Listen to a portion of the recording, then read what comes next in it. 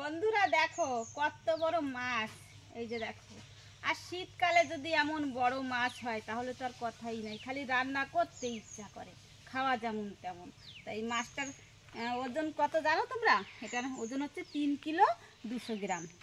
তো এখন এই মাছটা আমি কাটবো কী করে সেটাই হলো বড় কথা। তো এই যে দেখো আমি বটি নিয়ে নিয়েছি, আর এই যে একটা কচু পাতা নিয়ে নিয়েছি।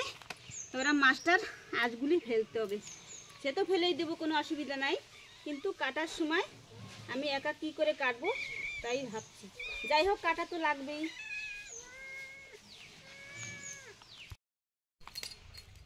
বন্ধুরা তোমরা কি জানো যে আজকের আমরা এই মাছটা কেন রেখেছি? তার একটা কারণ আছে। কারণ কি জানো? আজকেরা আমাদের বাড়িতে কিছু বিশেষ অতিথি আসবে, তার জন্য এই বড় মাছটা রাখা হয়েছে। আমরা তো এই বড় মাছ খাই, কিন্তু এত বড় মাছ রাখি না, কেননা আমরা তো অল্প লোক, খেয়ে পারবো না। তো আজকেরা অতিথি আসবে, তার জন্য আজকেরা এই মাছটা রাখা হয়েছে, বড় মাছ। তাই এই মাছ দিয়ে আজকে আমি কী কী রান্না করব সেটা আমি তোমাদের সাথে শেয়ার করব।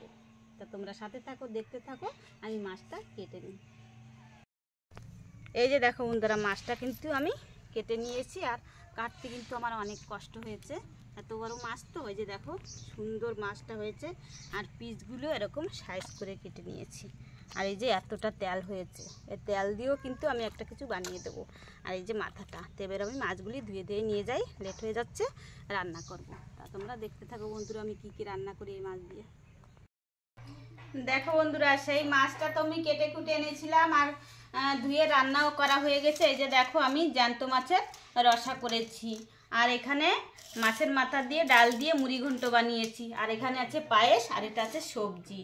আর আমাদের বাড়িতে যে অতিথিরা এসেছিল ওনারা খেয়ে দিয়ে চলে গেছে, আর আমাদের বাড়ির মানুষ এখন রয়ে গেছে, ওনাদের আমি এখন খেতে দেবো। আজকে কিন্তু আমি রেসিপি বানাই না, আজকের আমি কি রান্না করেছি অতিথিদের জন্য সেটাই আমি দেখালাম।